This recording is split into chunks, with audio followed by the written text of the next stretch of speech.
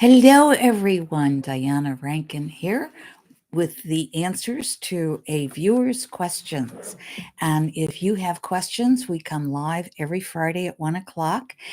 Please put your questions in the comments below or send them to me by email. All that information's on my website. My website's just my name, www.dianarankin.com. So, and that information is also below. So just give us a question. Now, if they're private questions that are only about you, we do ask you to either save those for a private reading, or if you would like to join us, Sacred Circle is the last Friday of January. You can find out more information about that on the website as well. Hello, Akila. So good to see you.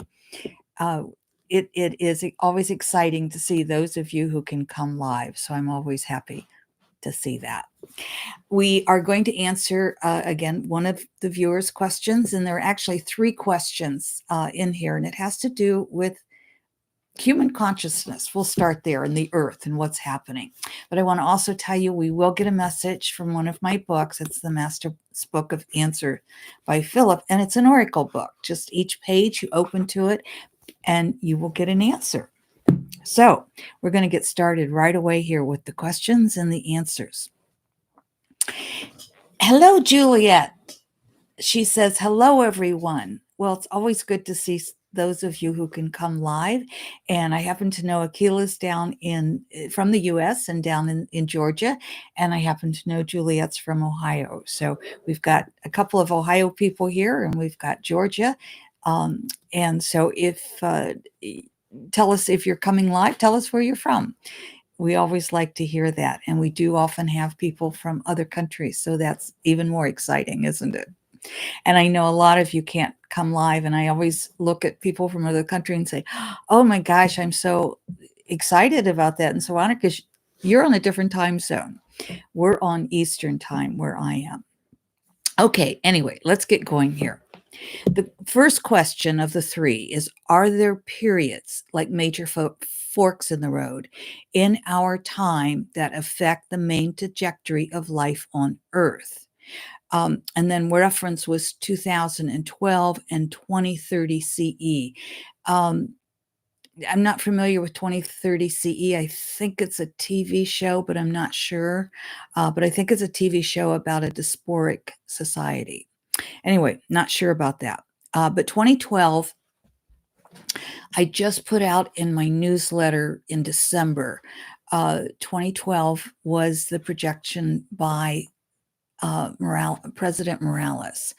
I want to say Peru, but forgive me, I could be off there. I don't recall. I should have looked it up probably. Sorry. But he was saying that we have made the shift, and I do feel that. And the shift kind of like went like this before we made it. It really was really it was hard climbing up on that and making that shift, but we have made it. I think we're seeing that. I really feel right now we're really going to start seeing more love. And Phillip pretty much told us that in the projection or in the predictions that we put out in January. We really have to start doing our best to add that love. I want to say hello to Robin. She says, hello and happy Friday from Florida. And she said, I'm so thrilled to catch you live today. Well, Robin, we're thrilled to have you join us. Thank you. So let's see what Phillip is talking, or what Phillip says about the trajectory of life on Earth as it's happening now. Phillip says, let us begin by saying the purpose of life on Earth is for the experiences you have. Yes, the goal is to have loving experiences, to, shall we say, return to Eden, but with experience and choice. If your choices are to create a loving world, then this is entirely possible. If your goal is to create a dysphoric world, this too is possible. If your goal is to create a society of fairness and equality where differences are worked out in loving and peaceful way, this too is possible. It is within the mind of each individual what is created.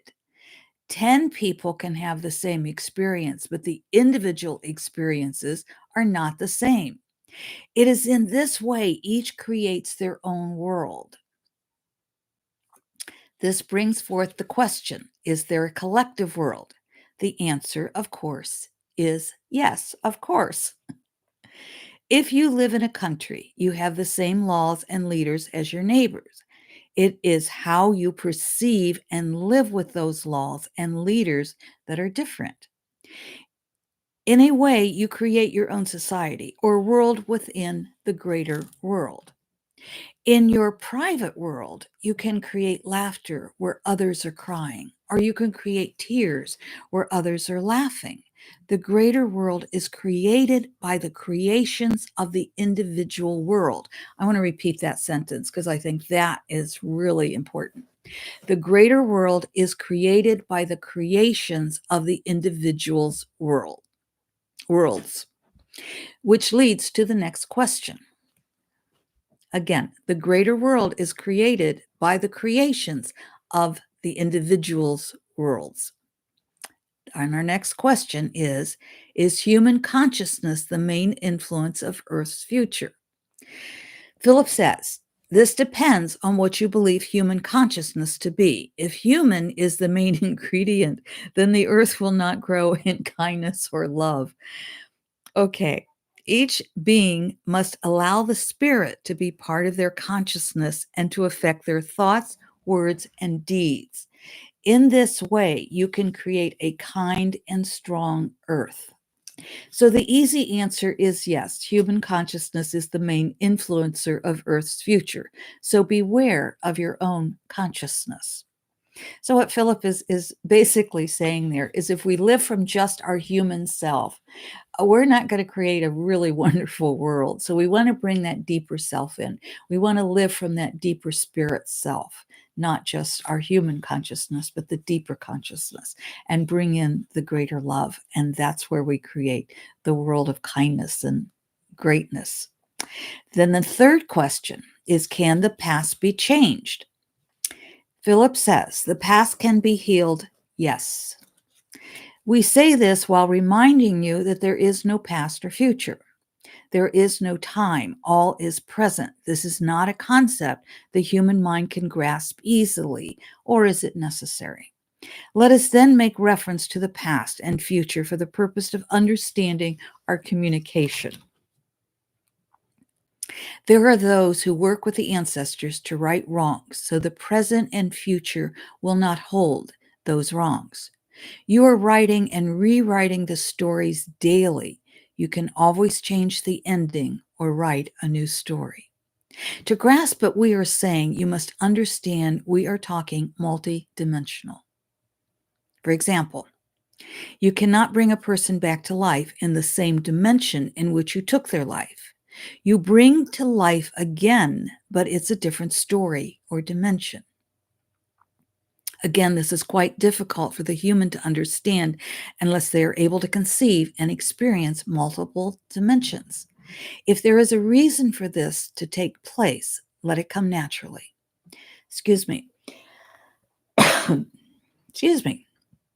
Forcing travels to multiple dimensions can cause disruption in the brain, making it most difficult to function in the third dimension of Earth. We leave you with the message to live fully and live in the energy of love. In doing so, you create a fine world for yourself and a better world for all. So I guess it depends upon if we're looking at just the third dimension or if we're looking at multiple dimensions. And I know many of you out there have experienced multiple dimensions. It comes naturally as we develop spiritually. It comes naturally when or if we need to experience it. But as Phillip said, don't go off and play with it. It's not something necessarily you have to experience in third dimension. Just know that however you live your life, you are creating your world, but you're also helping to create a greater world for all. So let's live in as much love as we can. Easy? I don't think so. I don't think it's easy to live in love.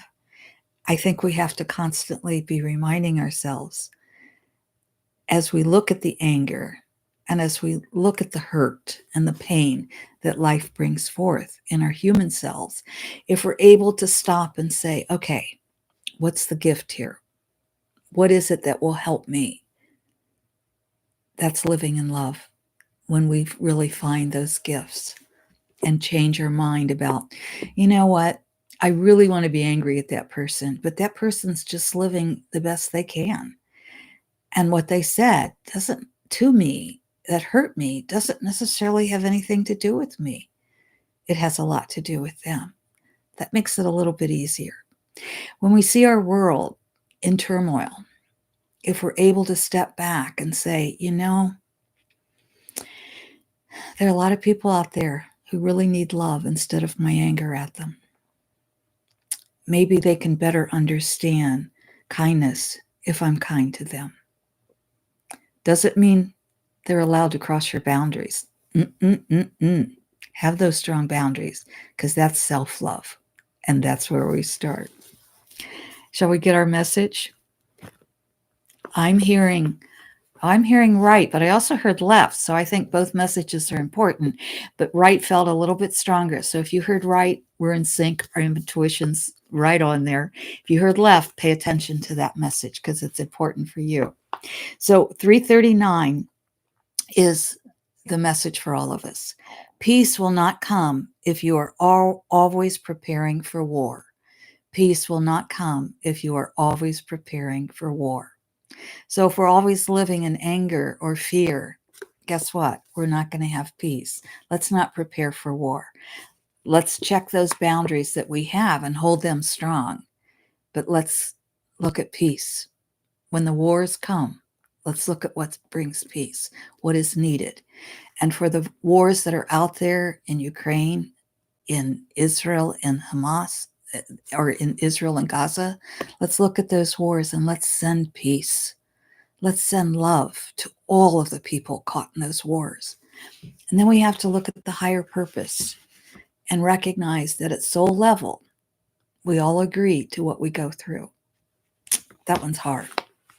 So on the left, 338, if you heard this is a message you need to pay attention to. The mud of the water lily's roots is as much a part of the lotus as the beauty of its blossom. The mud of the water lily's roots is as much a part of the lotus as is the beauty of its blossoms. And that's a pretty important message with what we've been talking about too, isn't it? It's not about never experiencing anger. We must experience anger. It's not about never feeling fear. How do we understand how somebody else feels if we never experience that? It is about experiencing it and then making the choice to see how we can turn it into love for the situation or peace. If we keep harping and being angry, we create the wars. If we're able to work through the angers, we create the peace. So remember, peace will not come if you are always preparing for war. Hello, Susan. She says, we are the light holders. Yes, yes. And when we hold hatred and resentment in our hearts and our light is enveloped in the darkness, but when we hold compassion in our hearts and our light dispels the darkness, absolutely yes. Yes. So remember, Philip's message is we leave you with the message to live fully and live in the energy of love. In doing so, you create a fine world for yourself and a better world for all. And Awakening with Susan says, thank you so much, Diana. Surrounding you in love and blessings. Thank you. We accept that love and those blessings, and we are so grateful for them. And we are so grateful that you're accepting the love that we're sending out to you. Thank you, my friends. And I can't tell you how grateful we are for all the love that I know this is not easy, but I thank you for all the love and the peace you are sending out to the world. Remember, just smiling at a stranger, that's sending love out. Petting your dog or cat or talking to your bird or going out and watching the deer in the field. That's love. Looking at the sunset or the stars and feeling it in your heart. That's love, my friends. Keep passing it on. Most of all, develop it within ourselves because we need self-love. That's where it starts. And then let's send it out. And Akila says, thank you with lots of hugs and hearts. My friends, thank you. Thank you. I love you. So does Miss Piper. Until we meet again. Bye for now. Awakening with Susan says love and blessings to all. Yes. Thank you.